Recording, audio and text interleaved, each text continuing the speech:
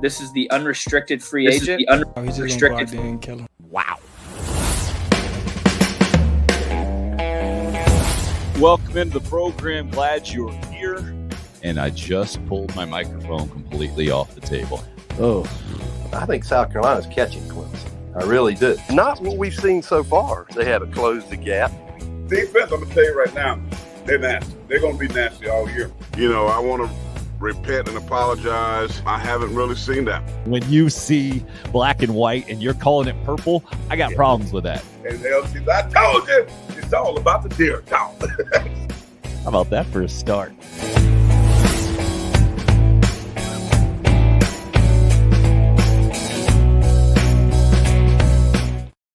Hey, good morning to you. Tuesday morning, September 4th. Oh, I got to turn my light on back here. Got to show up there. There we go. We got Williams-Brice Stadium gleaming in the background now here. What are we on? Week 5? Week 6 of college football. I was just reading an NFL story about week 5 coming up. Week 6 college football. Still a bit of an odd week because of Carolina moving last week's game up to Thursday night, at least from my perspective.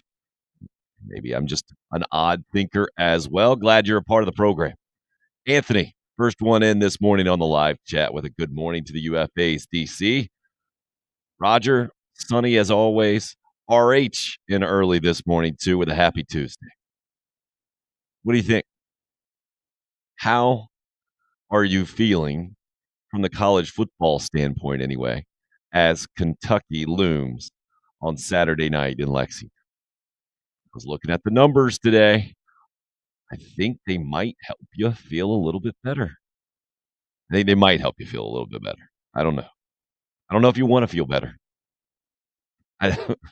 College football fans are really, really interesting, right? I mean, and they say this, you got categories of everything out there, right? You got personality categories. You got people who do certain jobs. They put sports talk radio guys into certain categories. I think you got the one guy who's always going to be yelling or in your face. You got Mr. Negative Nelly, and then you got Positive Polly as well. You got those kind of 3 different categories. I don't know where I fit into those. I think I've been criticized for being all 3 before. But I think that's a good sign. Interesting numbers this morning, breaking down Carolina and Kentucky. We'll get to those in a minute. First, let's start with some headlines. Braves magic number still at 1 after getting shut out by the Marlins in Miami yesterday. The Mets, I believe, with the Nationals postponed. So Atlanta didn't get a chance to hate watch the Mets last night. Mets lose or Braves win. Braves win the NL East for the 5th time in a row. Still a couple games left for Atlanta. 2 more tries on the field. 3 more tries for the Mets, assuming they make that game up from yesterday in the last 3 games of the season. Plenty of college football news. And this time of year, it is all about injuries. Bryce Young at the top of that list, right? Goes out of that Alabama-Arkansas game. Saw him fall on his shoulder as he tried to shovel pass to avoid a sack. Sprained AC joint, listed as day-to-day. You're not going to get much more out of Alabama. After the game, Nick Saban said that had happened to him before. So he'd been able to shake it off. But never a good sign. Never a good thing when you hear a quarterback has injured his shoulder before. But if you're going to have a shoulder injury, that's the one that you want. I think a sprained AC joint. Take all that into consideration. Sorry, dramatic sip of coffee this morning. We'll get to another former Alabama quarterback in a minute in the NFL with Tua Tagovailoa. Give you an update on him. First, over the other side of the state of Alabama, Auburn losing its mind a little bit after losing a 17-0 lead in that LSU game. That was a little nutty. Now it looks like they've lost an edge for the year. I know he's having surgery. They're saying they hope to have him back, I think, at the end of the year. And then quarterback Zach Calzada also out for the season with injury. For me, he was never going to be the answer anyway. TJ Finley also dealing with the injury. Didn't play again second straight week last week. Possibly able to come back this week. So Auburn dealing with injuries as well. Tennessee loses a starting defensive back for the season. Not a good sign for them. Their big-time receiver just had surgery as well. They're trying to get him back. I believe it's one of those ankle deals. Forget what type of surgery they call it to try to limit it and get him back as soon as, like, tightrope surgery or something like that. Trying to get him back quickly. Wisconsin, instead of, I think I put 16.4 is what the contract read. Looks like they've agreed to pay $11 million to fire their head coach, Paul Chryst. And man, went back even more perspective coming in after the surprise over the weekend yesterday. Just his record at Wisconsin. One year went 13-1. The worst season, I think, was an 8-4 year, 8-5 year. Will be very interesting to see where the Wisconsin program goes after moving on in this way. And Jim Leonhard taking over as the interim coach, really a tryout for him in the job. And remember watching a Hard Knocks segment on him towards the end of his career, I believe it was. And I think it was the Cincinnati Bengals year that they were on Hard Knocks. And it was him coming in, I believe, as a free agent and trying to make the squad, trying to extend the career. When I was really impressed by Jim Leonhard for the first time kind of off the field. And I think he's 39 years old, in a position to be the next Wisconsin head coach. I think a lot of us see that. And what Wisconsin does the rest of this season and then what it becomes after that. Because just because you've been a good football team doesn't mean you're owed that from college football. So I think Wisconsin, very aggressive here, and it's going to be fascinating to see what happens to that football program because they are one in college football that have had a distinct identity in a positive way. I'm trying to think of others, as I said that have a really distinct identity. It was Oklahoma with Lincoln Riley and a spread offense and a quarterback who could run it, and they're going to score a bunch of points. But obviously that's changed now. You got Brent Venables, welcome to being a Big 12 head coach. You're 0-2 in conference play. Tony Elliott, the other Clemson coach, took a head coaching job, also 0-2 in conference play, by the way, at Virginia. Duke thumping them over the weekend. Whew. Distinct identities in college football. Maybe you guys can help me with that. Where else are they now? Ohio State is just going to be dominant, right? Alabama, I don't even know what their identity is anymore. It used to be dominated by defense, and then hasn't it switched to quarterbacks and wide receivers? Isn't that the overwhelming identity at Alabama? I think Ohio State, and Georgia, the identity is just elite. Clemson, I get it if you want to still throw them in there. With what happened last year, with what is happening this year, teetering on the cusp, I think. I mentioned that I was taking them out if they lost to Wake. They win. They survive at Wake in overtime. They get a solid win, I think is the best way to put it, against then number 10 NC State. We'll see what that continues to mean in college football because you got NC State, Florida State this week. NC State loses that one as well. Takes some of the luster off of a win against the number 10 team. And maybe they're not quite as hyped as they wanted to be, as they thought they were going to be. So we'll see. Wisconsin, though, always been a running football team, a physical football team, one that is going to have a running back seemingly every year put up massive numbers. They just have been that for so many years. The Gamecocks played them in, 2012? in that Capital One Bowl. We were able to slow down the running attack for the most part, get the win. Connor Shaw doing everything that day. But one of the most distinct identities in college football now up in the air. Because Nebraska used to be that, in my mind, used to be that running powerhouse team. They had the black shirt defense to go with it, right? Can Wisconsin stay anywhere close? Because to me, if you have an identity like that in college football, that means you're year in, year out, one of the best programs in college football, typically top 15-ish, right? Wisconsin, never been the elite program, but always been kind of that next level in a lot of ways in my mind. I don't know how you guys see it. Let's go through a few more headlines here, then we'll get to your comments. I think that does it in college football. We'll get into Carolina and Kentucky, and we got a ton to talk about there, a ton of numbers to get to. Oh, if you are a football nerd like I am, this is going to be the show for you guys. You want to break down some stats and what does that really mean and the whole thing? That's going to be today. Hopefully, the first round draft pick in the history of the University of South Carolina football program, Rick Sanford, will be able to pull us out of that a little bit, out of the sports nerddom, and put it into perspective from an actual former player standpoint and be like, all right, yeah, that's great and all. But easy, sports nerds, easy. Deebo Samuel doing it again last night. 49ers, 24-9. It was a swing pass that Jimmy Garoppolo, much maligned Jimmy Garoppolo, put up high.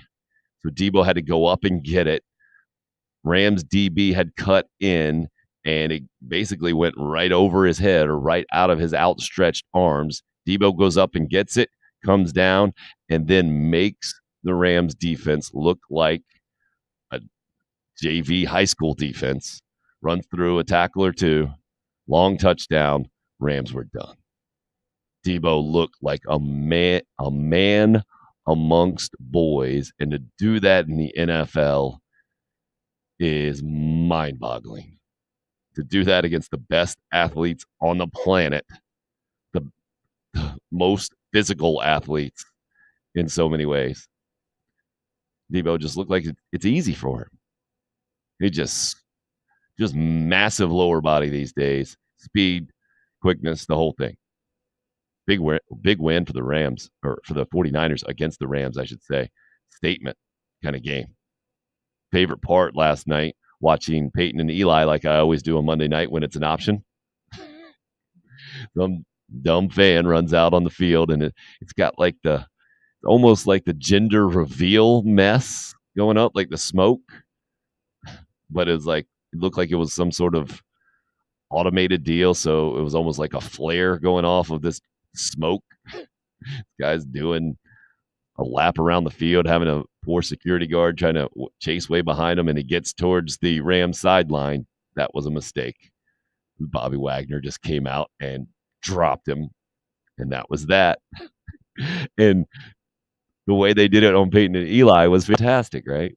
Because they still, on a regular game broadcast, will cut away from this to discourage dumb fans from doing this and getting on national television, getting attention. Whoever came up with that, it's kind of like a dinosaur in television now, but it was a great move. It was the adult in the room thing to do. Say no. Well, everybody in the stadium loves it, right? Everybody's like, what's happening? I got to see this. It's just our natural instinct to perk up and be like, what's going on? But at some point, there's some adult in the room made the decision on network TV, like, no, we're not going to show that. That's bad for business in the general sense. But now in this clickbait world, everybody goes on social media and seeing it instantly. And Peyton Manning last night, like, hey, let's show what happened there. That guy got clocked, right? I know the A team can't show that on the regular broadcast, but we're the B team. We can show that, right? So they absolutely show it. And Bobby Wagner, it's great. again, showing why Peyton and Eli are the best thing on TV these days. Kind of where we've come in 2022 as well with broadcast television. Love it. Good news, I think, for those of us who don't want to feel like we're complicit in injuring football players, I shouldn't say injuring, in encouraging long-term devastating health effects in football players. None of us want to feel like we do that, right? And we're all hypocrites because, Rick Sanford will be the first to tell you, a guy who played in the NFL for years, on your health, right? And we should put it in perspective, right? Anyone who does a job for years and years and years, it's probably going to take a physical toll on you in some way, even if you're just sitting at a desk, right? Might have back issues or carpal tunnel or whatever. So I'm not trying to snowflake this up, but I am saying that thing was brutal to watch last week. Thank God it wasn't as bad as it looked, right? Or it didn't immediately impact Tua as much as we had to think as we saw it. Right? Thank God he was out of the hospital that night. He was back with the team. It seems to be something that he's going to be able to get over, but concussion protocol, he's out this week with the Dolphins playing the Jets. Teddy Bridgewater's in. Okay, I think that's a look through all the headlines there. Sorry to ignore you guys. So rude. Adam coming in strong as always. Well, I wonder what Marcus Satterfield's buyout will be. Also, I hope the Braves don't pull a Falcons and blow the lead in the division. You know, if we lose Saturday, I will be active and ready, calling names. Coming in strong as always, Adam. Happy Tuesday morning to you too. Roger talking about Paul Chryst at Wisconsin. Imagine getting fired at Carolina in your worst year is 8-4. Yeah, crazy how different college football programs work, right? RH, great point. Iowa, another team out there that has a very unique and distinct identity, and theirs is similar to Wisconsin, wouldn't we say? Actually, probably more defensive-led and probably less favorable offensively, just boring and unexplosive. Tight end U is what they've been recently, and right amongst those top 15, top 25 programs typically, but it's a little different at Iowa because they've had Kirk Ferentz there, one coach for forever, seemingly. It's been a while since Hayden Fry was there, right? Not Hayden Fox. I always get those confused. The old coach name and the Iowa coach name. So a little different because Brett Bielema rolled through there, Barry Alvarez for forever. Ironic that Bielema sends Chryst packing one win shy of tying his own wins mark at the University of Wisconsin. Troy, resident Clemson fan, perked up about Brenton Venables and Tony Elliott. Should we say they're both struggling early on in their head coaching careers? Yeah, absolutely. Going through some growing pains, if you want to be kind. Troy says, I think Debo had about 1,000 yards after catch last night. Seems like it, right? Ken's with a good morning as well. Good morning to you too, sir. So let's get back to Adam. So, Adam, easy, first of all, easy. How about take a little joy in the fact that the Braves have hunted down, stalked their prey in the Mets and celebrate the sweep still over the weekend, that not only did they take a 2-game lead in the division series, or in the division, I guess technically that's back to 1.5 now, right? But the sweep gave them the tiebreaker in the season series.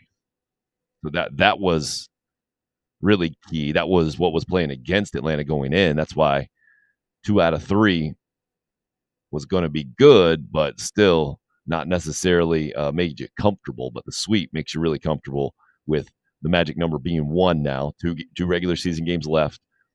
And then the Mets, I don't know if they're going to make that thing up or not, but they still have to win the rest of their games. The Braves would have to lose the rest of their games. That's the only way Atlanta's not getting the bye. And putting the Falcons and the Braves in the same conversation is kind of ridiculous. We are spoiled as Braves fans. Absolutely spoiled. We need to acknowledge it.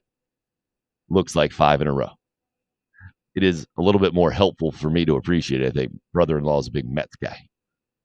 Poor guy. I mean, imagine being a Mets guy right now. So, find a little joy in the Braves and what happened over the weekend and where they are. Also, BW, this thing is a little ridiculously overplayed. First of all, Kentucky's a really solid defense. Secondly, who are we evaluating Marcus Satterfield against? Right? I get the criticism for the Carolina offensive coordinator. I'm not here to tell you that it's been going great. I'm not. But I am here to tell you that it hadn't gone great for a Carolina offensive coordinator in a long time. I saw one of, if not the best offensive college football coaches come to Carolina and also get his fair share of criticism. And certainly not be able to turn the Gamecocks into an offensive juggernaut. So we need to talk about what is real and what is pie in the sky or what is being ridiculous. So that's what I'd like to do with you guys today. How about that? At least maybe for the next 47 minutes or so before Rick Sanford joins us, set to join us this morning at 9 o'clock. We'll certainly talk to him about this as well. But what is a realistic expectation for the Gamecocks in year number 2 of Shane Beamer? I would love to hear your comments on this. Troy, don't know exactly where this came from. Jim Carlin is the only head football coach that got fired at South Carolina that did not deserve to be fired in my lifetime. Okay. And Roger just weighing in that Deebo Samuel always reminded me of Sterling Sharp, turning short passes into long games. Deebo playing so well. Sharp had some good years in Green Bay. It's a shame he had that back injury. Yeah, the neck deal for sure. Yeah, see, Deebo was never near the player that Sterling Sharp was in college, at least in my mind. He eventually, I guess, got towards there, but it never dawned on me that they were the same type of player. I just, growing up, Sterling Sharp was the guy and is still really the standard in a lot of ways. And Deebo just wasn't, he was always hurt at Carolina early on for several years, right? And so it was always kind of unfulfilled potential, soft tissue-ish injuries. The Will Muschamp offense was just not good. Gotcha. So just me and Roger talking. My fault. Didn't mean to interrupt you guys, by the way. But you're right. That's who he reminds me of now. And Sterling was fantastic. He turned me into a Green Bay Packers fan back in the day. And it was certainly on his way to a Hall of Fame career. Talking about 8-4 coaches. Gotcha, Troy. But what is the fair expectation of a South Carolina offensive coordinator now? What's fair? To me, I think maybe the bar needs to be what Brian McClendon was in year number 1, if that makes any sense to you guys. Remember, Kurt Roper was the guy that Will Muschamp brings in. He said if Roper had been the guy early on at Florida, things would have turned out much differently. You only got 1 year at Florida. It didn't work out. But you're saying, hey, that was just 1 year. They figured some stuff out. They know how to make adjustments. This thing's going to work out. Get to Carolina. You got Perry Orth there. You got Brandon McElwain coming in, highly heralded guy out of the state of Pennsylvania. And then lo and behold, this Jake Bentley reclassifies and is in there a year early. Perry Orth gets the first start. Brandon McElwain ends up taking the job from him. Then 6 games in, they take the red shirt off of Jake Bentley, give him the job. It looks better. Carolina finishes 4-2 that season. Lose the bowl game, score a bunch of points. Looks like maybe Kurt Roper's going to have it figured out. Second season, Gamecocks go 9-4. The offense doesn't exactly roll, but hey, you win an Outback Bowl.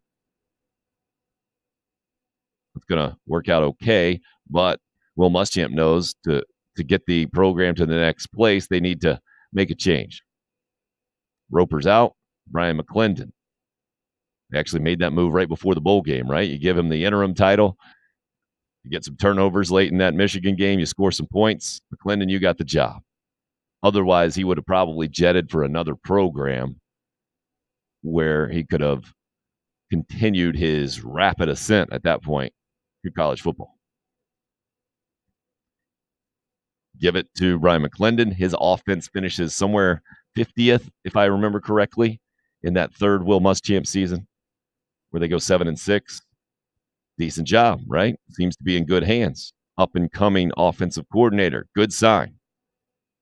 Next year, offense kind of goes in the tank, as does the program. McClendon's out. Mike Bobo's in. We all know what happened with that Bobo season. You could run the football. You couldn't do anything else. But Mike Bobo's got a great offensive reputation, or a wealth of experience. Been a guy in the SEC for a long time. First-year head coach Shane Beamer's coming in. Bobo will keep you around. That lasts for what? 2 days? Not even 48 hours. I'm out of here to Auburn. At the time, I thought it was going to be a pretty distinct raise, or pretty distinct's not the right word. Pretty significant raise to go there. No, turned out about the same money. Weird move. Only lasted a year over there. Who's Shane Beamer going to get? Important hire, right? A little bit of egg on the face. See an experienced guy leave just a couple of days in after you've heaped a bunch of praise. Hey, I remember when my dad wanted to hire this guy. Really experienced, trusted, important piece in the program.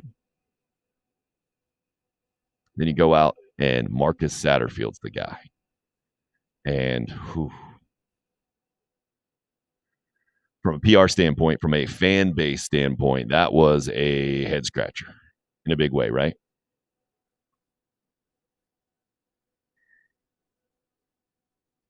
Who is this guy? Okay, you go back and look. What the head coach in Tennessee Tech? Is that what it was? Didn't work out there. A lot of East Tennessee ends up okay. You hopped on with Matt Rule a couple of years. Was it Temple? Then with the Carolina Panthers, and then Joe Brady came in and well, okay, Joe Brady is the gold standard for offense in college football at this time. He just set all the records with Joe Burrow and LSU. Shane Beamer has his own offensive ideas coming from Lincoln Riley in Oklahoma. So you're going to mesh those two together. Can't get much better than that philosophically in college football at the time, right? Oklahoma, LSU. Why not? Take the two best offenses, put them together, and voila, as I smack this microphone, I think Gamecock fans were sold a bit of, we're going to take the best of this, which are already the best, put them together. Going to be amazing offensive football, right? That didn't happen. It was a pretty massive struggle in year number 1 overall. Florida, North Carolina bowl game, exceptions. Consistently pretty pretty much a struggle. The offensive numbers overall right around 100 out of 131 in major college football. And now it's been more of the same in year number 2, by and large, with the influx of a big-time quarterback talent in Spencer Rattler. That's where I feel like we are as we start our discussion today. Sorry if that was a little bit too much background. Swing pass stat is the hashtag from Chris Phillips at the Spurs Up Show and Chris HN on the Facebook live stream. But we need to be very clear. And let's get into some numbers here. Yanked them right off the game notes that the University of South Carolina puts out. And wait a second. How about this headline? Where did I get this one from exactly in Kentucky? I think we need to keep this in mind as well, right?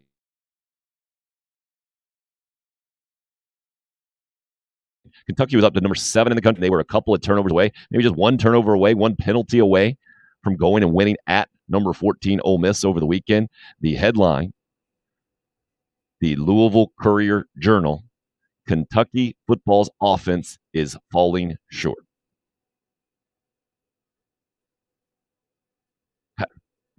How does that even make any sense when you're number 7 in the country? Well, the numbers are what they are. They're pretty similar numbers this morning.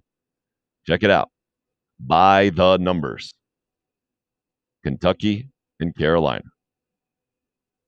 I'm just looking for a fair conversation right now. That's why I bring this up. By the numbers in the game notes.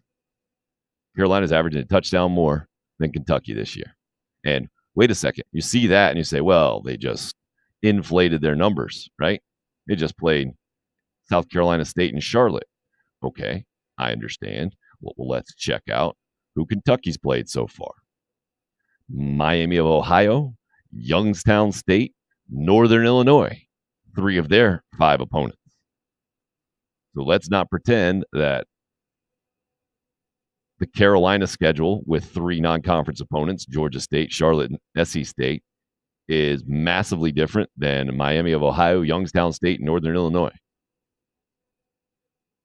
Florida and Ole Miss on that schedule as well, I'd say similar. I think this is a very similar 5-game sample. Would you guys agree? You guys with me on that? At Florida, very similar to at Arkansas. At Ole Miss, I think very similar to playing Georgia at home. Let me know if I'm way off base here. To me, it's a very similar 5-game sample. Good point from BW. I think that might have been to me. Maybe not. Yep, and Chris has been saying inflection point game for both teams. We'll know a lot more about both squads after Saturday night. I don't know if I agree with that, Chris. Yeah, I'm saying there's a chance for sure. But again, I'm trying to say, what are we doing here with Marcus Satterfield?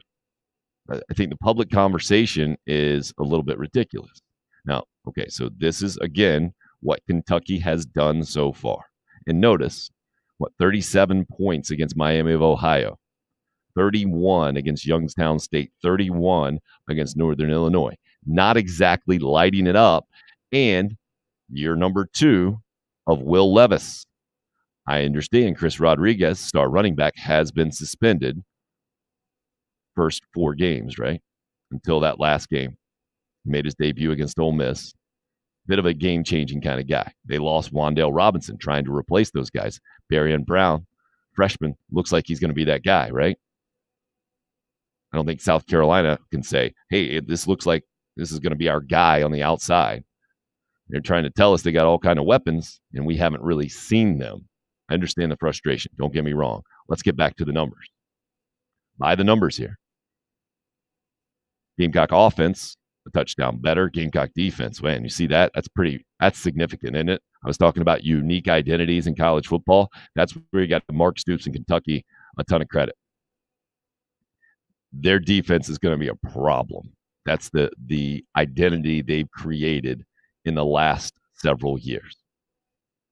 But again, offense, how about that? I was shocked by the rushing numbers, and I get it, skewed by Charlotte and South Carolina State. But again, remember, Kentucky hasn't exactly played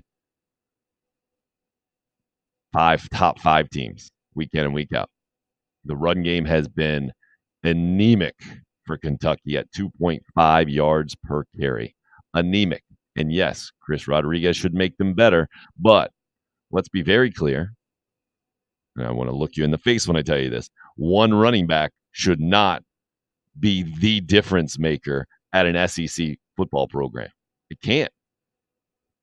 You cannot have a program where one running back is going to be the difference between you having a successful run game or not, because the league's way too physical. You can't count on keeping a running back healthy 1 through 12 in the regular season. Just can't. And so if that's your defense of Kentucky's offense, it's weak, is what I'm saying. And so I'm trying to work in the numbers here, work in you guys' comments at the same time. Let's get back to the numbers, okay? So by the numbers, Carolina's run game is much more impressive than Kentucky's. The run defense is much less impressive, right? Giving up 60 more yards per game on the ground, but the average is not that much different. Kentucky's given up 4 yards per carry. The Gamecocks given up 4.4. Pass game, not significantly different. Kentucky averaging, 34 more yards passing? Sorry, 24 more yards passing. Carrying the one is difficult. They've thrown it about the same. Carolina's actually thrown it a little bit more and been a little less successful. Defensively, really about the same, right? Kentucky's been a little bit better, averaging 6.5 yards less per game passing. Third down is where it's pretty significantly different. 11% better. Kentucky is converting almost half of their third downs. The Gamecocks just a little bit more than a third. And then opponent third down conversion percentage also pretty significant, where Kentucky has opponents less than 30% and the Gamecocks giving up just a little bit more than 40. So you look at those numbers, I see pretty similar numbers. Now, keep in mind that headline that we mentioned, right? What was it verbatim again? Louisville Courier-Journal. Kentucky football's offense is falling short. I think fair to say South Carolina's offense also falling short. But it's kind of ridiculous to me that can be the headline when Kentucky is, again, how many plays were they away from winning that game at Ole Miss? You don't want to say 1, 2 max, right? When you're 2 plays away from being number 7 team in the country again at Kentucky, is your offense really falling short? Kind of ridiculous, isn't it? You do enough to win games? Is the standard college football fan bases have now, is the standard you have to be top 10 in all categories? What is the standard is my question. It seems stupid to me that you can have an offense that's falling short and be one of the best teams in college football, a top 10 team. Stupid. Like, the point is not to win the stats game. The point is to win the games on the field, to win the scoreboard. That's the Kentucky conversation, right? The Carolina one is a little different. I understand. And it's not just one season. It's not just this season. It's that, remember that identity I talked about at Wisconsin that is now clearly a big question mark, is the identity at Wisconsin. Or maybe it's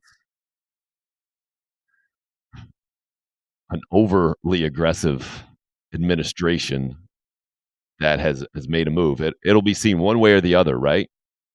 A really aggressive move that got Wisconsin back to where they're used to being, or a Nebraska-like move that you got rid of a coach who was pretty successful and you realized what you were missing after you got rid of him. And it just sent your football program spiraling down and down and down is how it's gone for Nebraska, unfortunately. Chris says, so our defense needs to step up and match theirs, and we've got a shot. I mean, Chris, your last one was, so you're saying there's a chance, and so we got a shot. I think this, and you're certainly not the only one, so I don't mean to laugh at you, but this ridiculous overreaction that based off of what you've seen, that the Gamecocks have no chance of winning at Kentucky, or the chances of going 7-5 now are out the window, is about as ridiculous. No, it's exactly as ridiculous as any Gamecock fan who was saying 9-3 this year. That's what I'm expecting. Yes, I understand. We love it. Your passion is there. Your emotions are wrapped up into this thing. Try to take a few deep breaths, man. Take a step back. Take a step back. It's never as good as you think, and it's never as bad as you think. Always somewhere in the middle, man. And don't get me wrong, there's a reason why Kentucky is a double-digit favorite. They deserve to be. South Carolina is a significant underdog. Check this out. A win would, right? It's always a part of the game notes from the University of South Carolina. Go down to the bottom. First road win over a ranked opponent since that amazing upset against number 3 Georgia in 2019. How about that second bullet point there? The last time South Carolina's won 3 games in a row was 5 years ago. Let me say that again. You guys see that? 2017. The last time South Carolina football won 3 games in a row, 5 years ago. So this idea that the offensive coordinator at a program that hasn't won 3 games in a row in 5 years, that the standard needs to be way up here, I think is ridiculous. And then we got to understand too, just because you make a change doesn't mean it's changed for the better. Marcus Satterfield was hired because of his comfort level with Shane Beamer, because of his relationship. I mean, go back decades, right? Both GAs at Tennessee, or Satterfield might have been officially on the staff then. I forget. I think they were both GAs at Tennessee a couple of decades ago. Similar ages, similar mindsets, philosophies, I'm guessing, about offensive football. You bring in a guy that is an unknown. Maybe it works out great. Is this the Clemson effect on Carolina? Is that what this is? Is this the Chad Morris effect? Is this having seen Dabo Swinney go out, cut bait with a guy who ended up being a pretty good coach in Billy Napier, right? And say, nope, our program needs something else. We need the best offensive mind in the country. Let's go out. We'll interview everybody. Bring in this dude from Tulsa who used to be a high school coach at Texas. He comes in and he helps elevate that Clemson program to elite. Is that what this is? Because if this is that, I understand. I was there. I lived it. It happened. But I think we also have to understand it's a bit of a unicorn in college football. Clemson hit on 777, right? They hit the jackpot. And then the transition from Chad Morris to Tony Elliott and Jeff Scott was tremendous. I think if that is the standard, though, at South Carolina, a little bit unfair. Roger, this is always a line my dad uses in golf. They don't ask you how. Scorecard doesn't say how, it just says how many, right? There's some truth to that, I think. No, it is the truth. Kens. I could see Rattler finally having his big game Saturday and outdueling Levis. Yes, and I guess my point in kind of this whole rant is if that happens, it doesn't mean Marcus Satterfield's a genius. It doesn't mean that South Carolina is now poised to be one of the best offenses in the country. But right now, it's the opposite isn't true either. Marcus Satterfield's not a dummy. And Spencer Rattler is not one of the worst quarterbacks in the country. Passing efficiency-wise, his numbers would say he is actually 115th, I think. But let's get into more of those numbers, right? And Craig, good morning to you as well, sir. Going in the numbers, the Carolina-Kentucky breakdown, offensively especially. Chris, what are we asking here? How many offensive coordinators have we had since then? Since when? Since Chad Morris? Yeah, 3 or 4, maybe more. Well, Steve Spurrier at the time, right? After Spurrier, I mean, you can say G.A. Mangus or Sean Elliott for a few games. We'll throw them out, though they weren't full time. Kurt Roper, Ryan McClendon, Mike Bobo, Marcus Satterfield. Yeah. But, Chris, the point is that if you hold any of those guys to that Clemson standard, especially knowing Clemson doesn't play an SEC schedule, man. They don't. I get it. You don't want to hear it if you're a Clemson fan, Troy. I understand. But I think you're pretty realistic as well. Going up against those ACC defenses week in and week out just isn't the same. It's not. I think some years it's closer. Some years it's farther away. Not the same. If you want to be Dave Pash, I think was the play-by-play guy the other day. Every year, Clemson plays one of the best schedules in the country. Gamecock fans' heads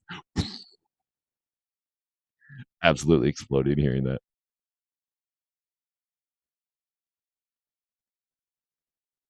Tennessee Vol fans, the nicest and most loyal fan base in the country from a Vol fan. Welcome in. Great to have you there, Vol Steak. That is not a sentiment shared by the Gamecock fan base, nor should it be, by the way, when we're that close and that thing has turned out as even as it has after Tennessee domination. Tennessee fans shouldn't be nice. They should be loyal. They shouldn't be nice, though. One of the ways I think they show their loyalty is by not being nice to South Carolina fans. Glad to see you have a sense of humor as well. Great to have you. You're going to fit in just fine here. So let's get back into what this means, exactly breaking this down, the numbers, the real conversation, right? Because this is right in your face here. I put it right in your face for a reason. This is the clearest sign that South Carolina football cannot have the greatest expectations for its football program in 2022. I'm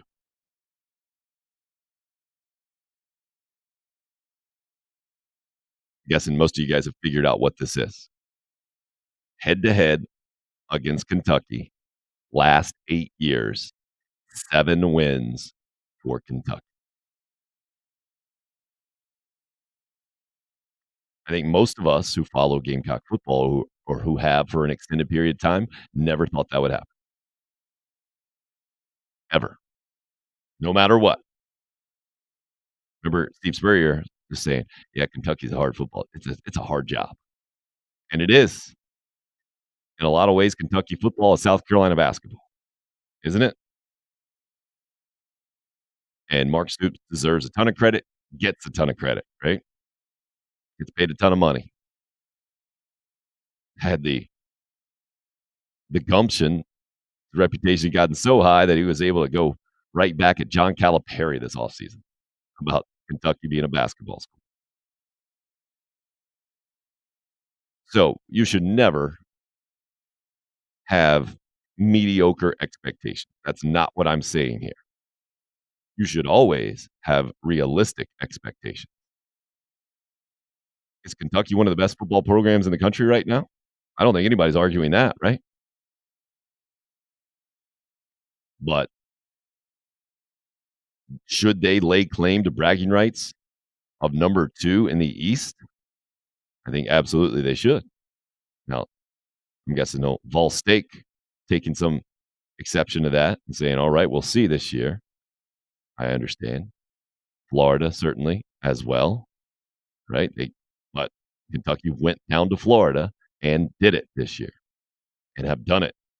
What now? Is it 3 of the last 5 years?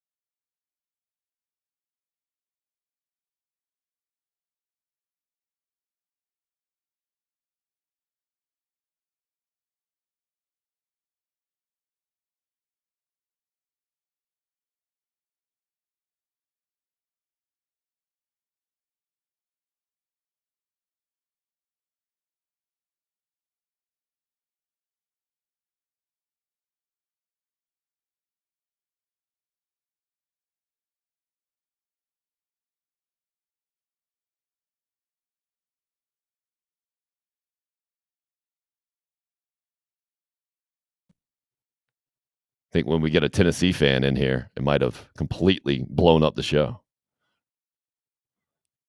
Thank you guys for your patience through any technical issues there.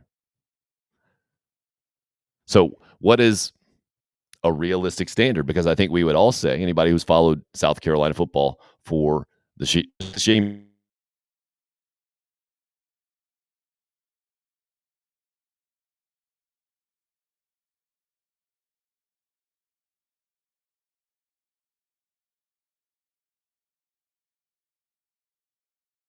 Beamer era is the question.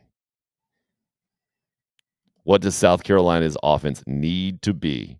And I think that goes to Kentucky as well. When you say it's falling short, it needs to be better.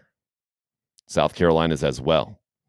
Here's mainly where South Carolina can have instant improvement and it can have a massive impact. We talked about it going into this year, how South Carolina led the SEC in getting turnovers last year.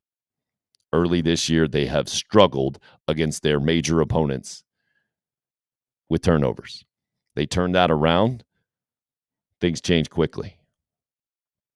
These stats here, the most difficult ones to swallow, I think, from the Gamecock perspective. So we have categories. We have the overall number in the first one. So, for instance, the Gamecocks haven't recovered a fumble this year. That's why there's 0 in that first category. Fumbles lost. They've lost four fumbles. That is 5th in the SEC is the second column. And then the last column there is out of the 131 NCAA rank. So the 7 picks that the South Carolina defense has come up with, number 1 in the SEC, 13 in the country right now. But the 9 picks they've thrown, last in the SEC, 125th out of 131. Turnovers lost, 13 of them, 9 picks, 4 fumbles, worst in the SEC, 6th worst in the country, sitting at 126, right? And the turnover margin is the massive number.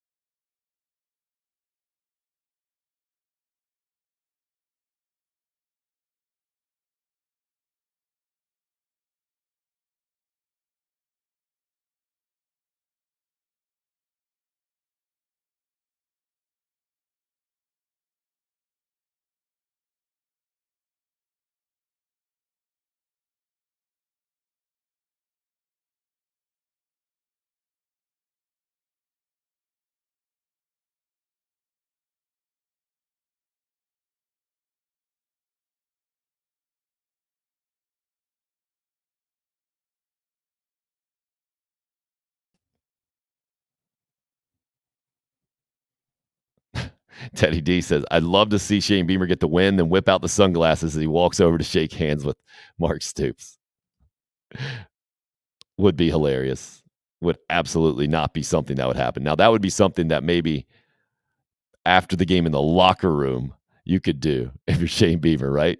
Throw on the sunglasses, hit the music, the celebration goes. I would think that might be something he would do. He would not just give it to him straight on the field, straight disrespect. If he did, it would be fantastic. Don't get me wrong. I'd love to see it. But I don't think we'll see anything like that. The fair expectation for Marcus Satterfield, the Gamecock offense, fascinating to me. Let's see if we got I got some more numbers I can show you guys. But I think the important numbers are not offensive numbers, actually. The important numbers to remember going into this game from big picture is that South Carolina hasn't won 3 games in a row in 5 years. Hasn't happened in 5 years. Also, that Kentucky's won 7 out of 8 in this series. I know our first guest knows all about that, keeping that in mind, helping to give us the correct perspective on Gamecock football. Rick Sanford joining us in his soundproof booth this morning. Rick, how are you, man? I'm in my soundproof booth. Boy, well done over there. Hanging out in the car. I think today's temperature, you should be good, right? You don't have to get the air. I should be. Right? I just, I'm probably better in the car unless you want to hear a bunch of dogs barking. So I figured. We're good there. My 2-year-old upstairs here at my house. I'm in my soundproof booth in the garage. It's not so soundproof. We could hear him yesterday, so hopefully you don't have to deal with any of those distractions. How you seeing Gamecock football now after, I guess we haven't talked since the SC State win, 50-10, and rolling into this Kentucky week? Well, I tell you, Tim, I was, I was going to ask you actually, even before we got started here, did you expect the record to be any different at this point? I felt like it would be 3-2, just, right where they're at. And then we're going to find out how good Carolina football is down the stretch, so I don't, I don't know really, honestly. I really don't know what to expect. I really don't. I mean, even though, they ran, roughshod over South Carolina State, South Carolina State was just outmanned. Let's be honest. Okay. But I think that we're going to find a lot about South Carolina football on Saturday night, because I tell you, this is a game. If you look at it on paper, I don't like the matchup, quite honestly. I watched the game with Ole Miss and Kentucky, and Kentucky is a very physical team. I mean, a very physical team. They want to run the ball downhill. Their quarterback is, rated as one of the top 3 quarterbacks coming out in the draft. So, the matchup is going to be very difficult for South Carolina. This is a game where, you better get ready to bloody somebody's nose, because they're going to come at you straight downhill, I believe. And I think they're going to try to establish a run on South Carolina early. And if they can, it could be a long night down there in Lexington. Agreed with where you're coming from on that. But looking at the numbers, Rick, they've struggled to run the football, even a lot more than Carolina has. Now, I know those run stats are a bit skewed with Charlotte and South Carolina State, but I've pulled up the Kentucky schedule before, and let's do it again here. It's not exactly like Kentucky's been playing just blue chippers. This is the season or the series numbers. Let's get the Wildcats this year. Miami of Ohio to start, then at Florida, Youngstown State and Northern Illinois, and then at Ole Miss. Averaging, let's pull up those numbers for them. They're averaging like 2.5 per rush. It is not overwhelming. It is a lot like Carolina was. There you go, Rick. You can see it now. Carolina's averaging 4.3 per rush, and Kentucky's at 2.5. But Chris Rodriguez got back on the field for the first time last week. He's their big-time running back. How much do you think he factors in to what we've seen in those numbers for Kentucky through 5 games, knowing he's only played 1? Well, I think he factors in a lot.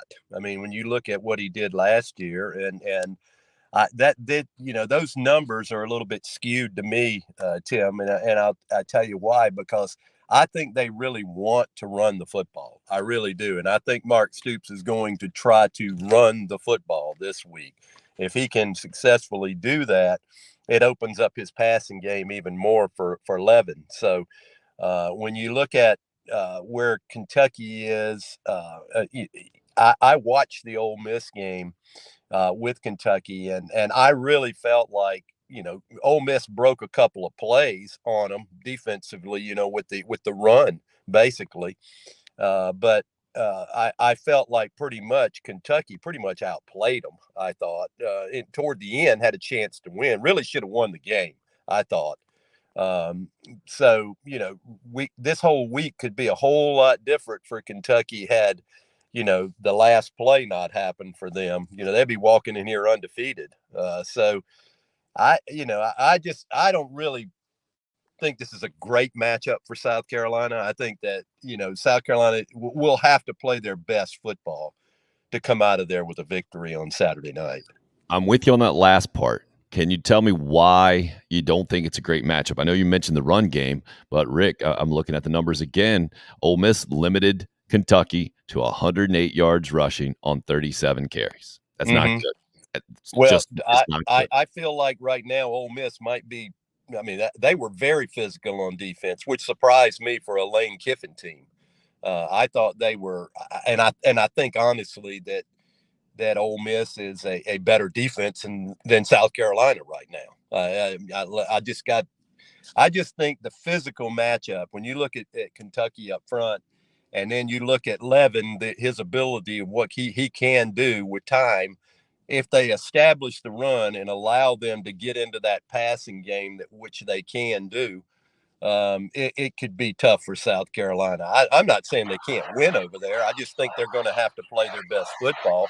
I don't look for them to come out and start slinging the ball against the Gamecocks all the time. I think they're going to try, and I think Mark Stoops knows that I have to establish some type of running game to open this thing up for Levin, and I think that's what they're going to try to do when they come out on Saturday. Completely agree with the game plan there. But if you and I know this or think this, you know that Clayton White knows it as well. Mm-hmm. Is the problem the personnel for the Gamecocks, or what we've seen from the personnel so far against Arkansas and Georgia not being able to really sustain the line of scrimmage?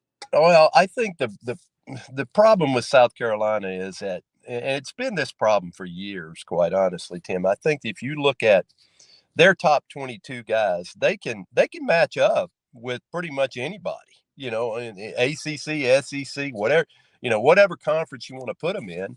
I think their top 22 guys can play. I'm just not sure if they have a quality depth but behind those 22 guys, and I think that sometimes tends to hurt them. And so I think, until we're another 2 recruiting classes down the road, you're probably going to have to see the same thing here with South Carolina. It's still in rebuilding mode. I don't think this team is near where they're capable of being, but they've got to have some quality reinforcements, to come in at times to spell some of these guys. And right now, I don't know that the reinforcements behind the starters are quality, that much more quality players than what, Alabama and people like that have. I think, when you look at the SEC and the football in the SEC, I think you have to say, it's more along a pro football team line, because you got to have 50 guys that can play football. I mean, that's just the way. I mean, you got to have 2 deep, and I'm not sure at every position South Carolina has that. So I still think fans need to be very patient, regardless of how this season ends up. I do think Shane Beamer is recruiting great. I think he's doing as well as he can do over there right now. And, if he gets out of this season with 6 or 7 wins, right now, when you look down that schedule, it's going to be tough. I mean, it's a tough matchup, and he's going to have to steal 1 or 2 to get to 7 wins, quite honestly, in my opinion. We thought coming into the season that, everybody had tacked Texas A&M up as a loss. Well, I don't tack them up. They're having their issues as well. So there's teams that South Carolina is capable of beating, but they're going to have to do a couple of things in these games, and that's win the turnover battle and be more physical than some of these teams, because that's the only way you're going to get the thing done. And I don't, they are going to be outmanned in some of these games. I do believe it. I think this week they're outmanned, quite honestly. But I hear people say all the time, well,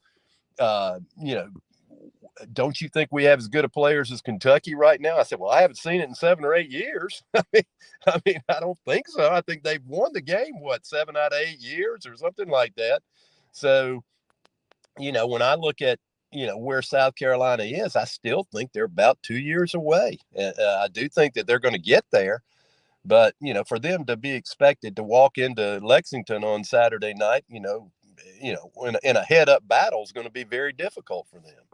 Here's the series numbers, the last 8 games that Kentucky has won 7 of, like you mentioned there, Rick, just for some visual evidence of what you're talking about. So in what you just said, I think it's all fascinating and agree with you a bunch on the perspective we should have for the Gamecock football program right now. You asked to start, did I think the record would be any different right now? And absolutely not. And so this goes to maybe that small minority of Gamecock fans who said, no, 9-3 this year. Absolutely is what's going to, yeah, you're laughing right now. And that's what I was doing preseason as well. So to me, isn't this expectation of Marcus Satterfield and the offense, where is a fair expectation right now? I'm not trying to tell you that this offense is where it needs to be and is not frustrating and disappointing and all of that stuff. It is. But it has been for Kentucky this year too. Yeah. Kentucky was just they're the number 7 team in the country. So with that being said, what is a fair expectation for Marcus Satterfield in this game on Saturday? Let's go there, and maybe if you can set that up with your impressions of what he's done, the job that he's done so far, Rick. Well, I think there's some complaints about Satterfield, and most of the complaints, in my opinion, lie with the offensive line. I mean, they haven't been able to establish a pure running game. They've had their moments, but look at the teams that they've had their moments, against. So it's not like they're running roughshod over SEC opponents right now. Now we're going to find out, I think, where South Carolina's offense really is. Okay. I don't think you can judge it on Georgia State. I don't think you can judge it on South Carolina State. They've had moments. I think they have good running backs back there, but it's like I always tell you, Tim, I mean, if you can't open a hole, I don't care what kind of running back, you can't get Jim Brown to run through a hole. If, he may fall forward for a couple of yards, but you can have all the ability in the world, but those guys up front, they've got to block. And I think that's been the major source of difficulty with South Carolina this year. Same thing with the quarterback situation with Rattler. I don't blame Rattler. I think he's been under duress most of the time in trying to throw the football. So I just think it all centers around the big guys up front. Is my impression of it. Now, is the game plan that great every week? I haven't been that impressed with the game plan per se, but like I said, I mean, a bad game plan will go away quickly if you got a bunch of guys opening holes up front. I can assure you of that, and you're running the ball. So for Rattler to be effective, in my opinion, I mean, they've got to be able to establish the run. And also they've got to block up front. I mean, how many times have you seen him, Tim, really drop back and sit back in the pocket? I mean, it's few and far between, so I think you've got to be better up front than what they've been.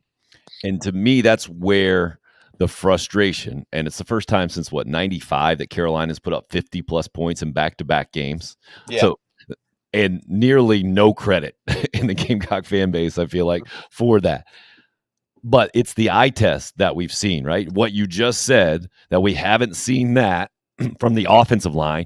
And defensively, we haven't seen the defensive line, the front four, be able to get pressure consistently. Now you saw him heated up against Charlotte and South Carolina State, blitzing guys in there. But without the front four being able to do that consistently, I think we all know as football fans, if you struggle doing those two things, it's going to be difficult in the SEC. And with 6 games in a row, I think that's why Carolina fans are where they are. Is that fair? That's very fair. I think that's very fair. I was noticing when I was watching Arkansas and Alabama the other day. I don't know if you saw much of this, but I sure did. I thought when South Carolina played Arkansas, I looked at the offensive line size difference and, against South Carolina's defensive front. And I thought, my gosh, I mean, how are you going to be able to stop, the movement forward for 2 or 3 yards every down? And then I watched Alabama and Arkansas, and I looked, and Alabama's defensive line made Arkansas's offensive line look small. So I thought to myself, I said, boy, South Carolina's got a long way to go to get these kind of guys, or either develop these kind of guys, because I just think the fans' expectation need to calm down a little bit, because this team is not where they need to be right now. Yeah, they've had flashes of moments and things like that. But I think Shane Beamer would tell you, we got a ways to go. We're still building, give us time. We'll steal one here and there, that maybe we shouldn't. But, for the expectations of 9-3 on this team, that was way far-fetched, if you ask me.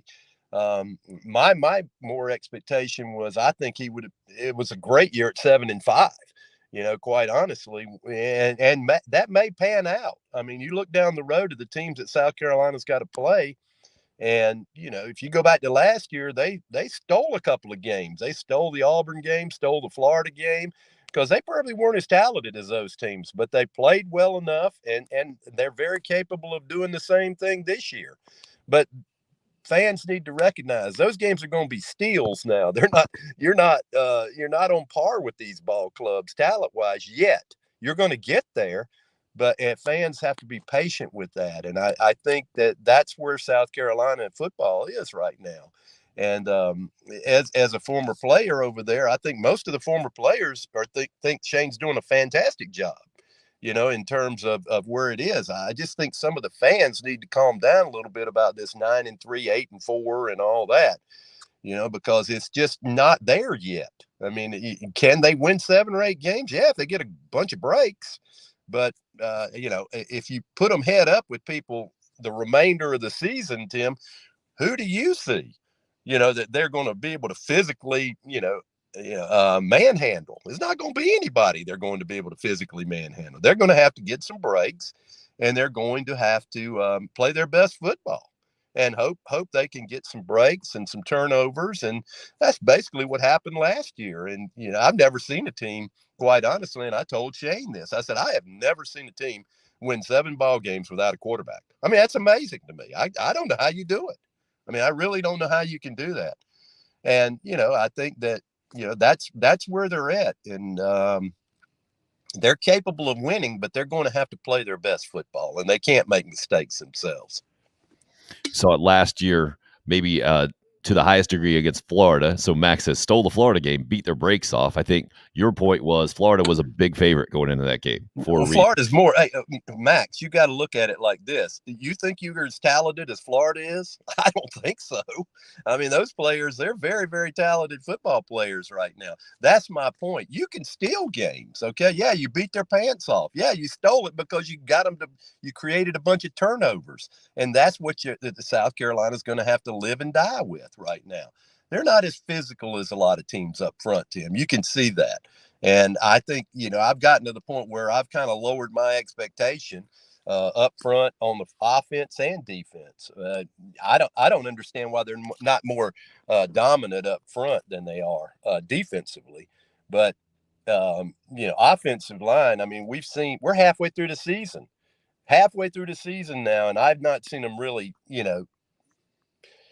against a quality opponent. I didn't see them push Georgia around, and so it's going to be more of the same from here on out. We got to play, mistake-free football, and we got to create turnovers. That's just the way it is, down the stretch here, and give Shane some time to get more players in here. I mean, I like I said, I think the top 22 guys can line up and play with just about anybody, but that's not the way football is anymore. You got to have some quality depth, and I don't think South Carolina depth-wise can match a lot of these teams. So I was going to ask you two things. As you were saying, on the lines, when you don't match up, when you can't go in with an advantage, Rick, especially defensively, how can you scheme that up or play around that to a certain degree to have success on defense? What can South Carolina do specifically this week against Kentucky to kind of make up for any physical deficiency they might have up front? Well, go back to last year. What did they do last year? They were very deficient physically against a lot of those teams. But what did they do? They created turnovers, Tim. They created interceptions. They created fumbles. They blocked punts. They did a lot of things that, that'll win you a lot of football games. Always the best football team doesn't win. Okay, that's the thing on any given day. Always the best team. We saw it last week at Missouri. You think Missouri can match Georgia? I don't. But they sure did last week for that one day, and, probably outplayed Georgia for most of that day. So, that's the kind of effort South Carolina's got to come up with, and fans have got to hope for, because, that's what you have to do to win football games right now. I don't know if there's a lot of scheming you can do other than, put yourself in position to get turnovers and block kicks, block punts, and intercept passes when you have the opportunity. Because, and another example, I watched the Patriots and the Packers last week. You think the Patriots right now, they're playing with a third-team quarterback against one of the best quarterbacks ever played in the game, and took them to overtime and probably should have won the game. You got the ball at midfield in the overtime. You got 15 yards to get, and you're probably going to win the game. But that didn't happen. But my point is that a lot of times inferior teams, talent-wise, at that point, can still win games. You can still steal games from teams, and it's because you've done things, created turnovers, intercept passes and run them back for touchdowns like New England did before the half. That's the type of games that you don't expect your team to win, but they can win. But, football is nothing more than a game of, turnovers and toughness. That's what it is. Turnovers and toughness. And if you can out tough the other guy and outplay the other guy on any given day, you can beat that team. And we see it all the time in upsets. Craig weighing in. Right up your alley. One thing Craig says I want to see is the DBs keep their hands off the receivers down the field. Way too many pass interference penalties. As a former DB yourself, what do you think? I know Cam Smith has been the most guilty of that in the last couple of games. Well, it's, I always tell people, I say, have you ever played that position? It's a little tougher when you're playing it than when you're watching it. I can assure you of that.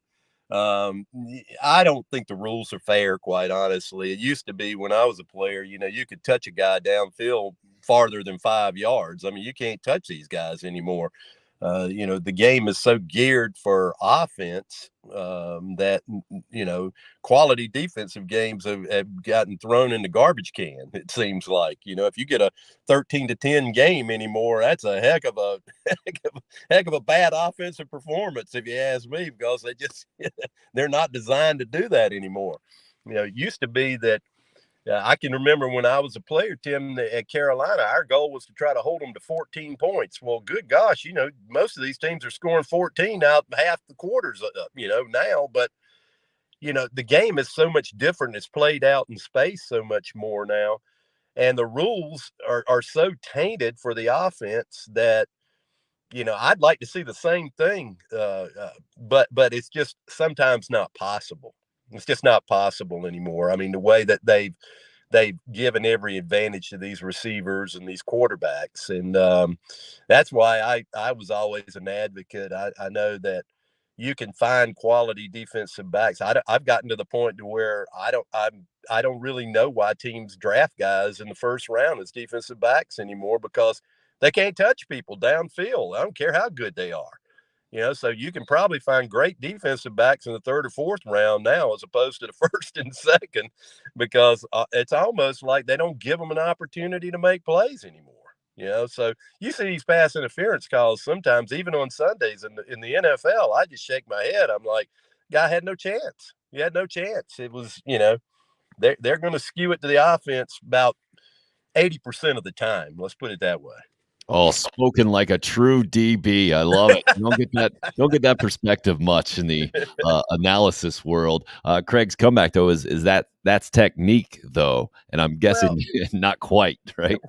Well, I mean, I understand that. I mean, I get where Craig's coming from, and I understand what he's saying. Okay, but it's a little more difficult. He is right in that you have to play proper technique, and he is correct about that. Okay.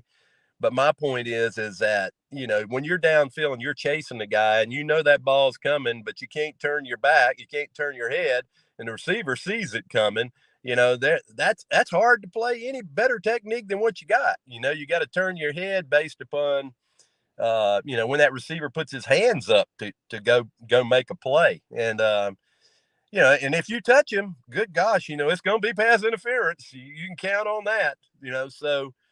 I do understand what Craig's saying, though. I mean, he is right in that you have to play proper technique. You have to, use your hands properly. You have to take proper angles to the football.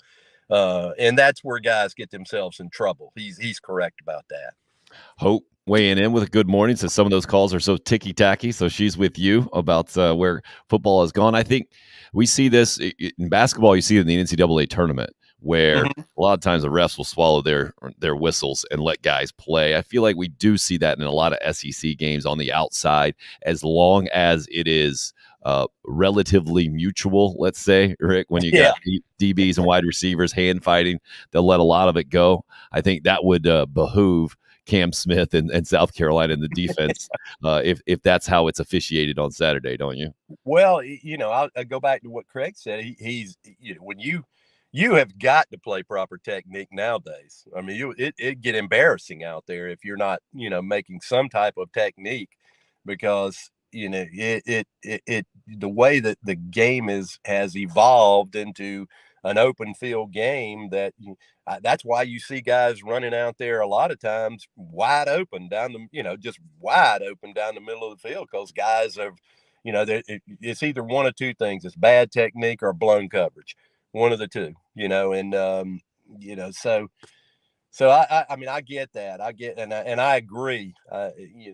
Today's game, there's nothing more important as a defensive back than your technique. I can assure you, because if you don't have it gets embarrassing if you don't play proper technique.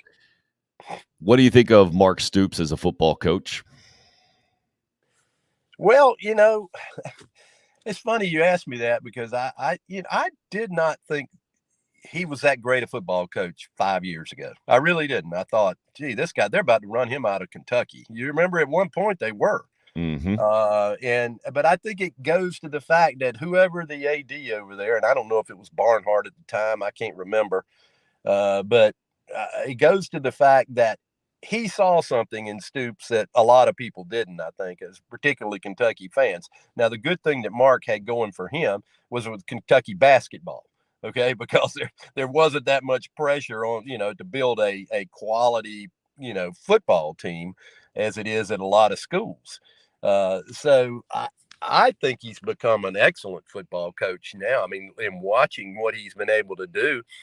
And I think maybe in some ways that Shane is trying to emulate, what he's been able to do in getting players, because, bottom line is, Tim, you got to have football players. I mean, if you don't have players, I don't care how great a coach you are, there's very few guys that can win, without very good football players. And I'd probably put those, on one hand, those coaches, you can count them on one hand.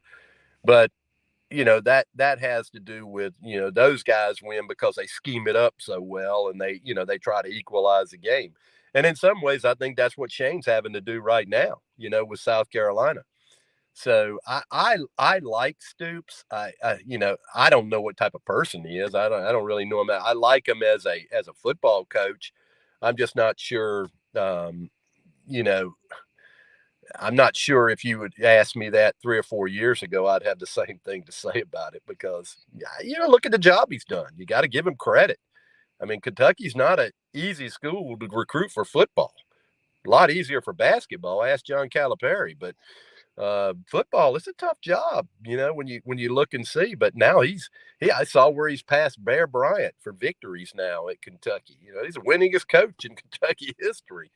But he's been there, 5, 6, 7 years. They've built that program. They've allowed him to build the program from within. And you look at the results, they honestly, Tim, I thought they should have beat Ole Miss last week. I really did. Ole Miss made a play at the end of the game. Give them all the credit in the world. That's what South Carolina needs to do. Teams, you got to win games like that. And, I think you probably go back and ask Lane Kiffin about that last week, and he might, as arrogant as he is, he'll tell you how great his team is and how much better they were than Kentucky. But no, that's not really the case. Well, I don't know. Hearing from him on the field afterwards is almost like he was in shock that they won it or not very impressed, or it seemed like he knew. And I agree. I think all of us felt like Kentucky was going to win the game or deserved to win the game, played well enough to win the game. Yeah. One thing that Ole Miss did well against Kentucky, though, was run the football, 186 yards, I think. Can Carolina have any sort of the same kind of success that we just saw Ole Miss have running the football against Kentucky? Well, they're going to have to, I think. I mean, if they don't, they're not going to be around in the fourth quarter. I mean, you got to control the football. I think that's things with South Carolina. I think like I said, their depth is not such to where you can play a lot of these teams head to head and think, hey, we can bust these guys in the jaw and, come back, next series and do the same thing. South Carolina's going to need some breaks against some of these teams down the road. I can promise you, when you go to Florida, they're going to be waiting to see you after last year. You don't have to play Auburn, so that's good. But there's some teams. I mean, even Missouri, which I think as most Carolina fans chalk that up as a victory. I mean, can you chalk that up as a victory now? Look at the way they played Georgia and look at the way you played Georgia. So there's, I don't think there's an easy game left for South Carolina down the stretch. And I mean, they're going to have to play really, really good football and come up with some kind of continuity on offense to control the football. Because when you control the football, Tim, you're eating the clock up. Okay. I mean, I saw that in the New England Green Bay game. They're just sitting there running the football with the ability. That's what South Carolina needs to do. They need to run the football, utilize the clock, mix in some pass, when you need it, on, play action stuff, things like that to hold those linebackers and get a little hit behind the linebackers there and continue to move the football. But, time of possession to me in this game is very, very important for South Carolina. It's going to be important for all their games down the stretch. I agree with you. And then it also goes to the mindset of this team. This is a program that hasn't been good on the road recently, Rick. When you're not a very good team overall, you're especially not a good team on the road. And that's what South Carolina has been the last several years. I think it's like 2-15 or something pretty brutal in true road games now. And Vandy, really the only place they've had any kind of success in the last several years. So in your mind, from a player standpoint, doesn't that make starting well that much more important, especially if you're a team that hasn't had a bunch of success on the road? Or is that overly talked about from the fan perspective? No, I think when you're on the road, you got a lot of things against you. First of all, I used to love to play on the road. I always thought, well, this is fantastic. I mean, everybody hates you here. It's great. But I think when you look at South Carolina now and the road record, I think a lot of that goes back to the depth that they've had, Tim, and then in some of those environments, it's tough to win. I mean, it's tough to win in some of these stadiums when you feel like you got everything against you or people are all against you. So I think a lot of that is mindset. I never let it bother me when I was on the road playing at any level. I didn't care if it was a professional level, college level, whatever.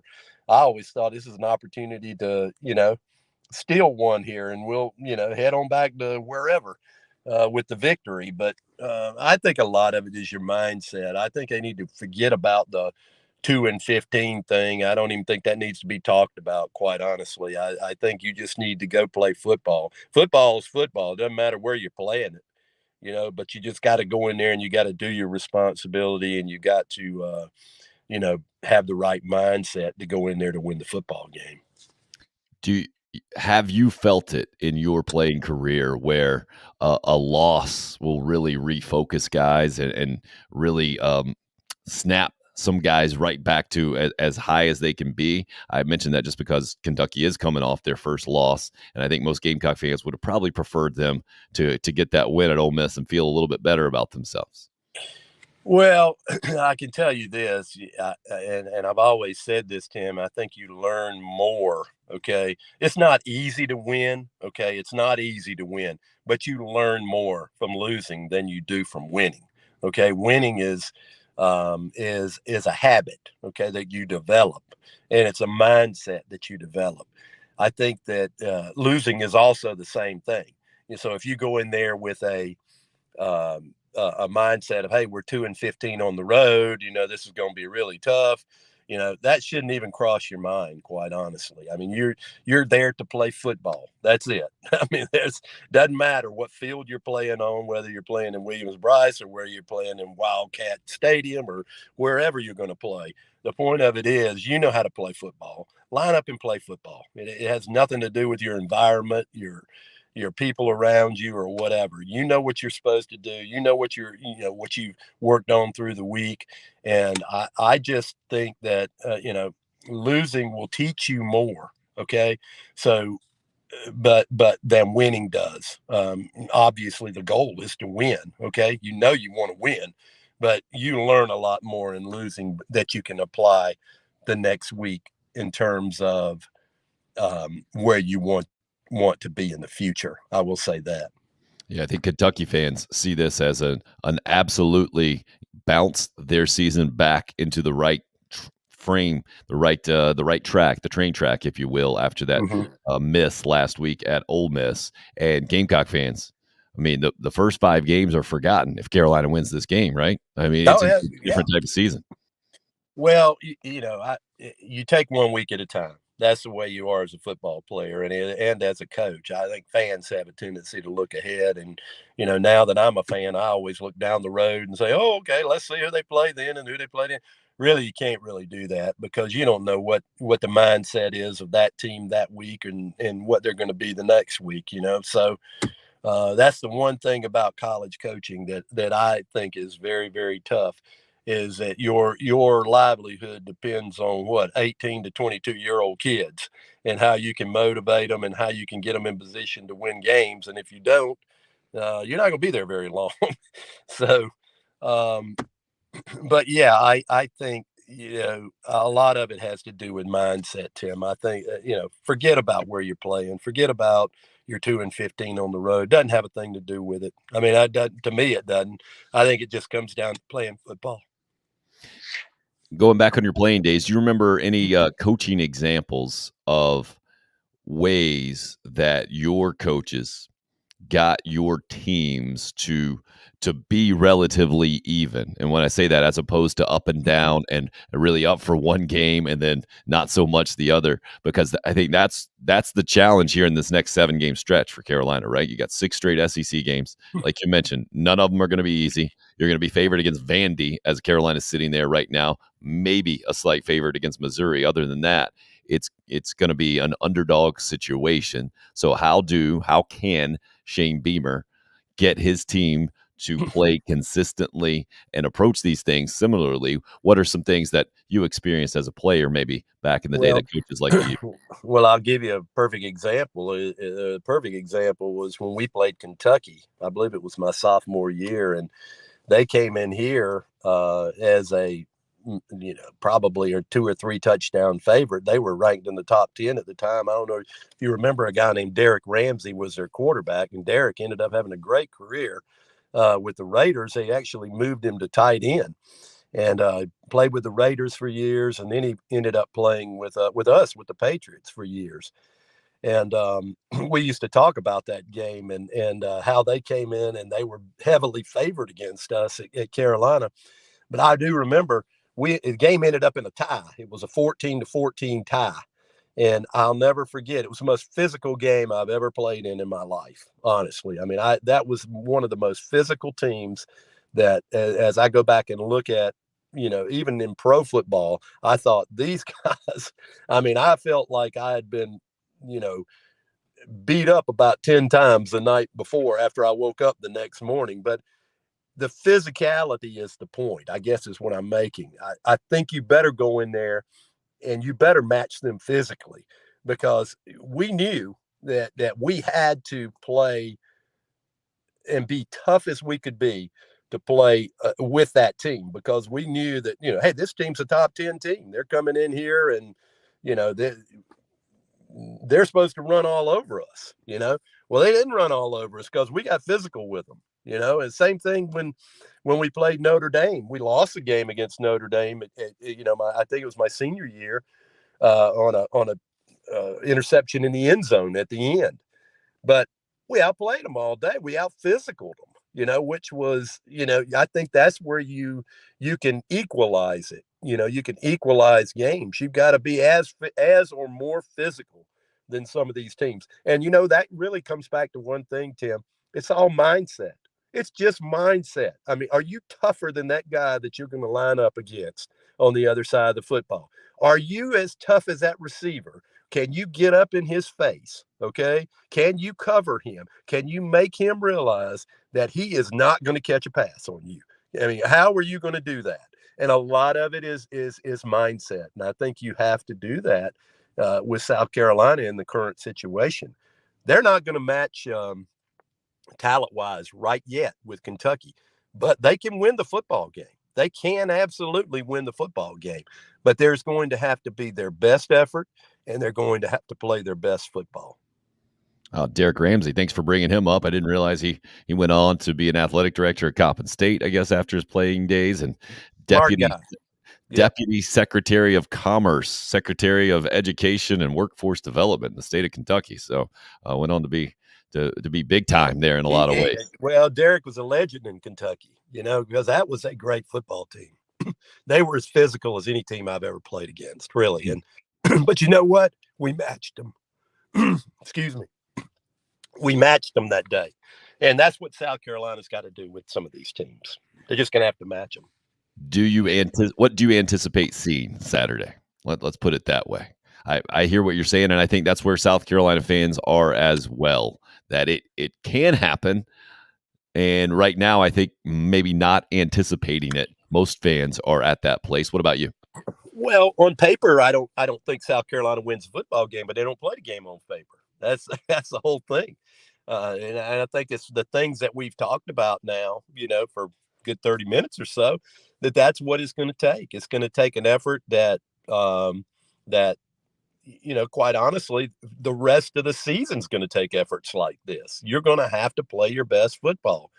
You may get away with it at Vanderbilt, and you might get a win out of there, but they may not require your best football. But South Carolina's not good enough to not play their best football right now. They've got to play the best football that they can, and they've got to bring it. They've got to bring more physicality to the game. And for whatever reason, I don't know. Their defensive front has just not been as physical as I thought they would be this year. Their front seven guys really haven't. And offensively, we've beat that horse to death, the offensive line. It's just time. It's time. And if I'm coaching those guys this week, that's what I would say. Guys, it's time. I mean, it's time. There's no more tune-ups. There aren't any more tune-ups. You're not going to line up against a guy that you're better than anymore this season. Okay? So you're going to have to bring your best effort every week. And no excuses, no nothing. We've just got to play our best football. What I'm hearing from you, most important stat on Saturday would be turnovers, and maybe second would be the Gamecocks being able to contain the run. Is that fair? Yeah, I think that's fair. But you hate to say you want to force Kentucky to throw the football, but that's what you're gonna have to do. I don't think you want to let them sit there and run the ball all over you all night, because that'll be a lot worse. And when they're putting it up in the air, you got more chances to make plays. So I think that's where you got to do. I think you've got to line up and just get physical with these guys. I mean, look, there's nobody else that you're going to play down the road that you're better than. There's not. And even you can say Vanderbilt. Vanderbilt will probably argue you at this point. You're just not better than everybody where you can roll your helmet out there and just think you're going to get a win. It's not going to happen. I mean, you're going to have to play every week your best football. And if you want to win, and I'm not saying they can't, they can win games. They can beat these teams. When you watch Georgia last week and you see what Missouri did to Georgia, I mean, that can happen. I mean, it can happen, but you've got to play every down to your maximum. Okay. Because you can't afford to give up cheap touchdowns. You can't afford to do those things. I don't know what gets into kids' heads, Tim. I actually think South Carolina's a better football team than Missouri right now. But, Missouri would sure argue that. They'd say, look at what we did to Georgia. I mean, we took them to the wire, and they did. I mean, but you have to go back and look at that, Tim. Go back and look at some of that game. They out-physical Georgia at times. I mean, it was crazy up front. And I'm sitting there watching, and that big mauling offensive line of Georgia's getting knocked backwards at times, in that game. And that comes from mindset. I mean, it comes from mindset. I guarantee you there wasn't a kid out there in the fourth quarter in Missouri, if you're a Missouri player, that didn't think you were going to win the game. I mean, and that's what South Carolina needs to have, that mindset. Because if you get it into the fourth quarter and you're close, you got a great chance. Good stuff. Rick Sanford, ladies and gentlemen, on the Carolina-Kentucky game this week, what we've seen so far. And I think that might give Gamecock fans a little bit more hope than they came in with this morning, knowing that it is possible. And you're right, we just saw a much larger gap between Missouri and Georgia than the gap between Carolina and Kentucky this week. So will be really interesting to talk about this thing coming up next week. I agree. And I just really don't know what to expect. I mean, what do you expect when you go over there? I think it really comes down to the mentalness of the game. Mentally, are you going to be there? Are you going to line up against that guy and say, I can beat this guy? I can beat him. Because football is nothing more, Tim, and you know it. It's a series of one-on-one battles all thrown into a team game. That's what it is. Series of one-on-one battles made into a team game. It's the ultimate team game. And I think that's why there's such closeness with guys in football, whereas in a lot of other sports, you don't see that. And it's because, you understand the sweat. You understand the grind. And it's a tough grind, okay? Training for that game is like no other sport. I will tell you that. And I've played them all. And there is something about that game that you just can't relinquish. You never let it go. Good stuff from a guy who did it at the highest level for a long time. Rick Sanford, thanks for joining us, man. We'll do it again next week. Sound good? Absolutely. Thank you, Tim. Appreciate it. Absolutely. From the soundproof booth that is Rick Sanford's car outside. Good stuff from Rick. And man, what he just said at the end there, it explains, I think, where Gamecock fans are in a lot of ways because of that almost spiritual nature that you get in football, that you see teams develop, that I see programs develop. And I think Gamecock fans got to the point this offseason, and maybe unrealistically, right? But when you hear and you see your coach continually do the right things, and I think when you have heard and seen your coach in years prior not do those things in a lot of ways, like Will Muschamp just didn't have it as a head coach. He didn't understand whatever the it factor is, didn't have it. Defensive coordinator, absolutely. Yeah, he's got it, man.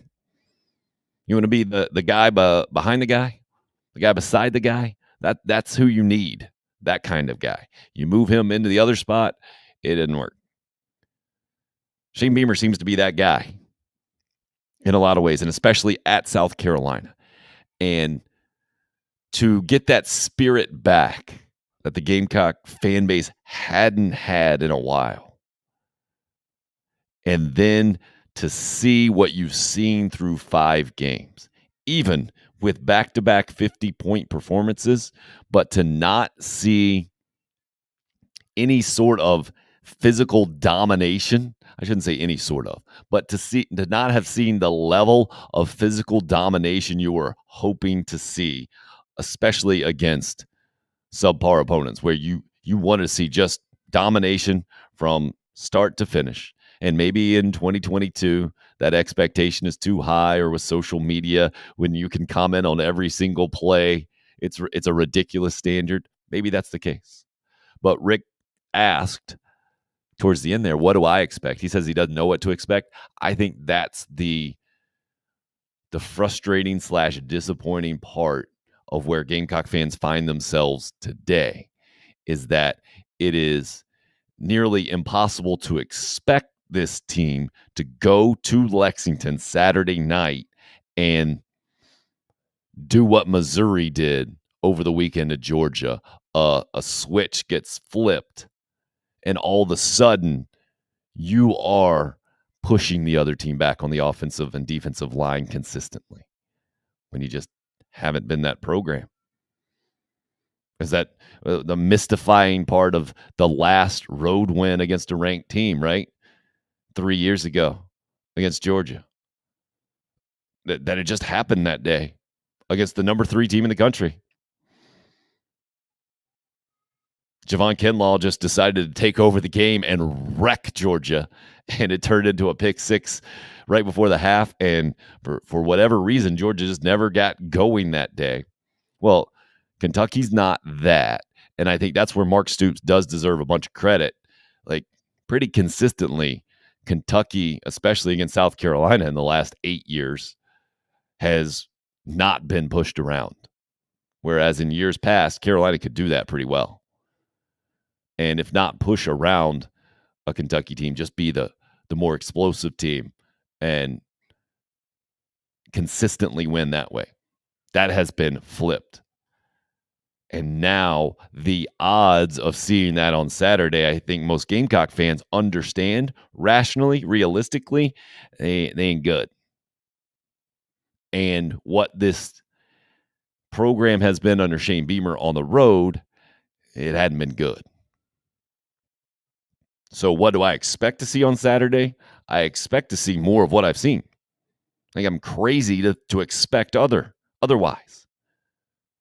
Now, and logically and realistically, I know it's within the realm of possibility that Carolina can play well and can do what we talked about that is the most important. Certainly, they're capable of getting turnovers on defense. Certainly, they're capable of limiting a run game that hasn't been very good for Kentucky this year. But Gamecock fans unfortunately know that Kentucky especially is capable of breaking tendencies and breaking out on the Gamecock defense. JoJo Kemp is a name that just haunts Gamecock fans, I think, in a lot of ways. Going back to the 2012 when they started this streak, or 2014, I should say, when they started the streak. Carolina hasn't won in Lexington since 2012.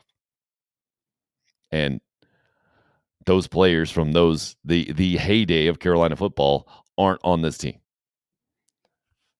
I'm not trying to tell you that I think Kentucky is Georgia or Alabama this year. But when you look at the East, they're a lot closer to the top than the bottom. And Carolina has a lot to prove to move up in that order. Now, I think Carolina players know that, or they should know that. Carolina coaches certainly know that. So that preaching of toughness and mindset and not backing down that Rick was talking about, I'm sure is being preached by Shane Beamer and company this week. I guess my question would be, how much is it being heard? And then what are we going to see on Saturday? because I don't think anybody's doubting Shane Beamer's ability to connect with his players, to motivate, to prepare them in a lot of ways.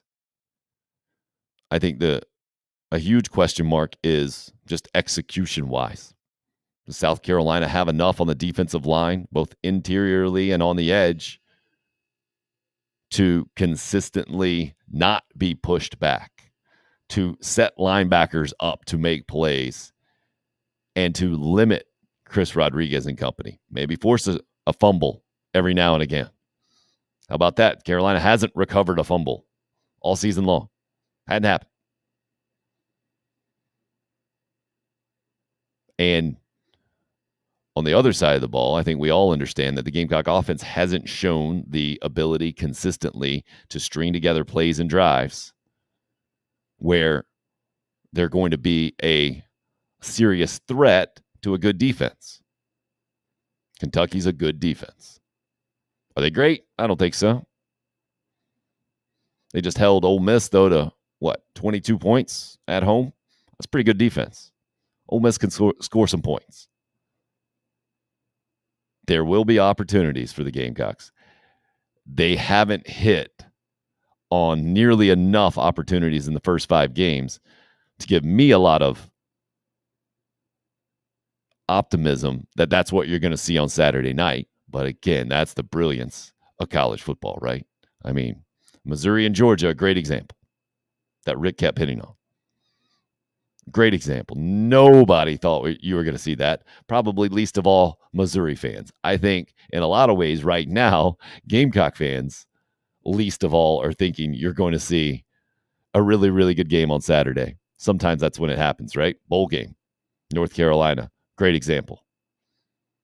Gamecock fans, I think, most surprised to see that.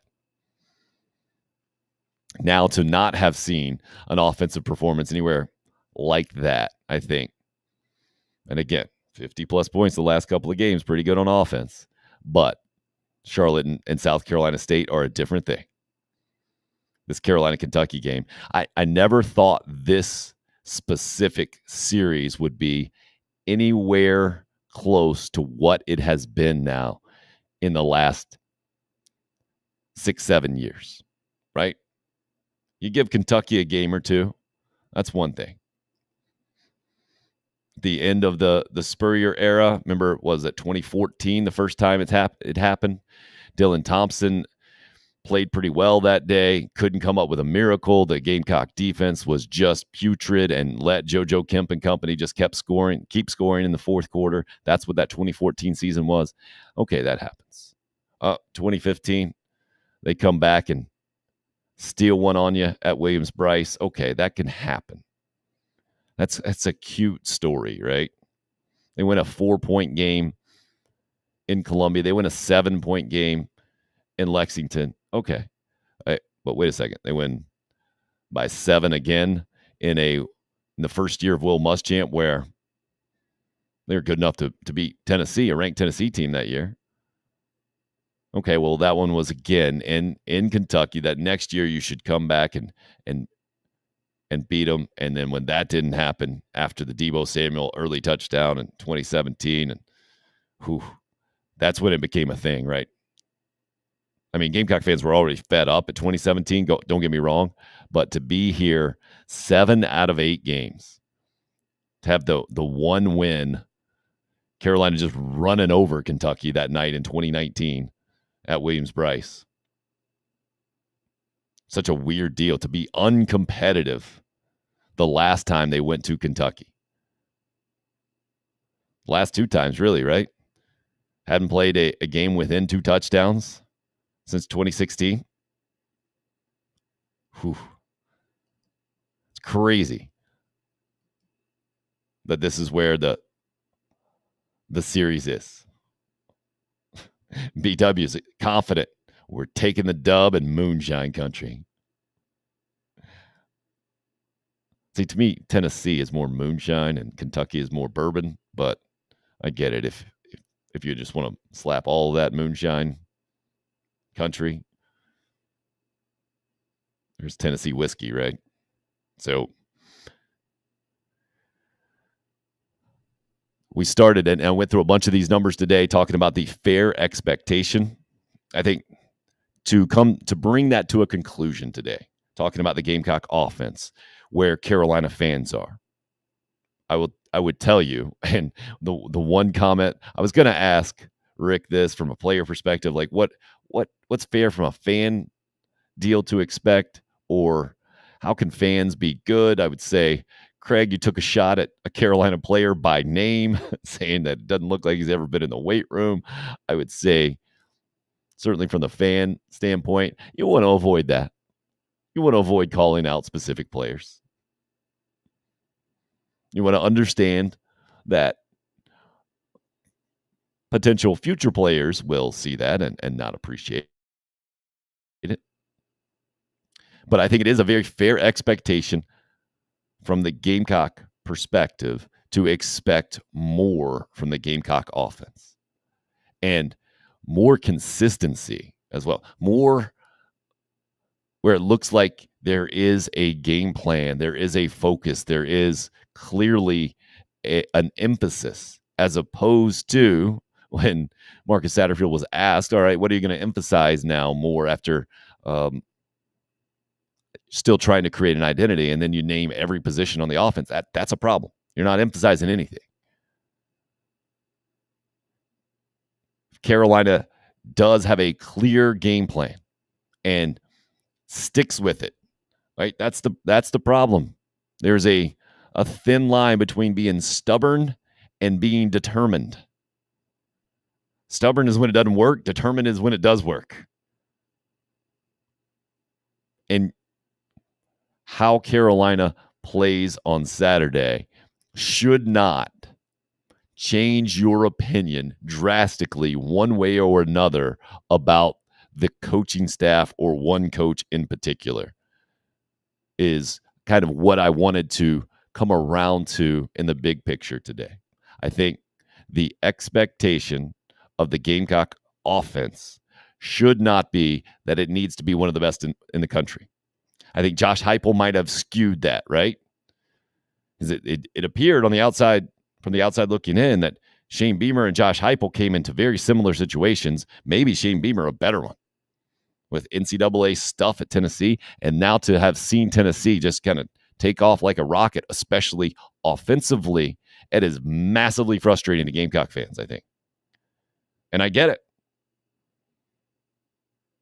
But got to understand that what's happened at Tennessee is similar to what I was talking about, what happened to Clemson and company. These are the exceptions in college football. There are other examples of things going the other way.